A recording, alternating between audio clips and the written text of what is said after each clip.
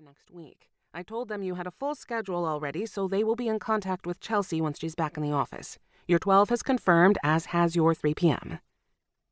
A part of her brain cringed at the banality of the words. She was a journalist, for Pete's sake. Well, she had a journalism degree, at least. But here she was, organizing coffee and appointments. It sucked. Tiffany reached the doorway of her office and turned her head to Abby. One eyebrow quirked. Good. I will eat lunch at 2:15 here in the office, my usual from Earth Soul. She reached into her purse and pulled out 2 $20 bills. And right now, I would like a double-shot soy latte, no foam from Java Me Up. Thank you.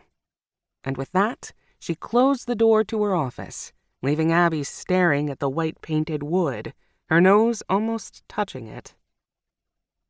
Well, it could have been worse. She heaved out a relieved breath, spun on her heel, and headed back down the hallway. Halfway along, she spied Stacy waiting by her tiny cubicle. "Hey, you!" Stacy waved, a big smile on her face. "Is it true? You're Tiffany's bitch for the day?" Abby laughed, then swatted Stacy on the arm. "Hardy har. How was your weekend?" Stacy's bright blue eyes sparkled. "Good. Jason and I narrowed down the wedding venues at last. We're going to visit the shortlisted ones again over the next week or 2. How was yours?" "That's great." "And yeah, mine was pretty good too. Worked a little more on that short story I was telling you about." "Oh, cool. Maybe one day you'll let me read something of yours." Stacy smiled warmly. Abby's face heated. She never shared her writing with anyone, even though she was happy to talk about the process. And she certainly couldn't imagine letting Stacy read anything. Stacy was a fantastic writer, and someone Abby admired hugely.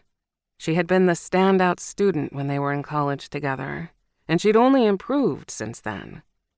Abby was in awe of Stacy's progress in the cutthroat world of journalism.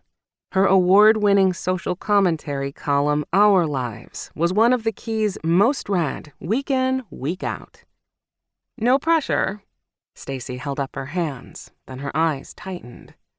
"God knows there's enough of that around here," she muttered.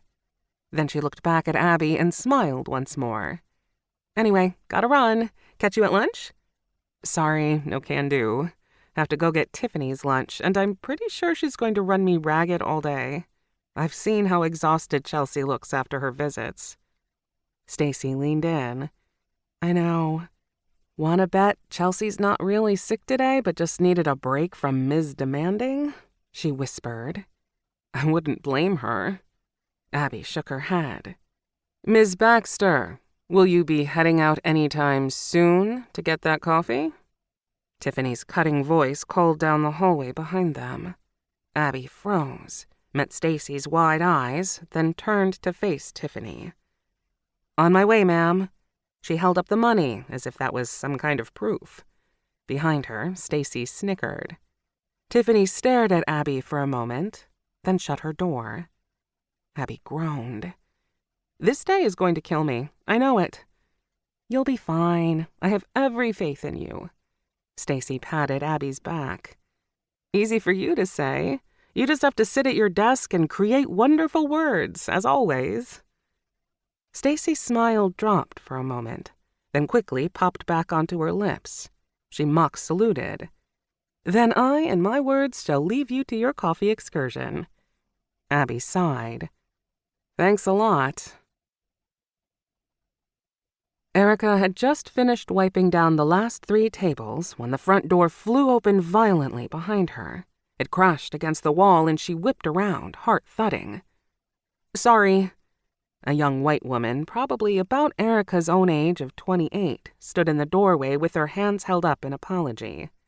Her face was scrunched into a deep frown, marring her otherwise cute features.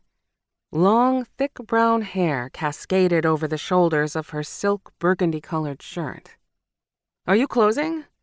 Erica glanced at the big clock behind the counter, which showed the time as 2:15. They closed at 2:30, which was when she could get out of here and go home to Kayla for their precious...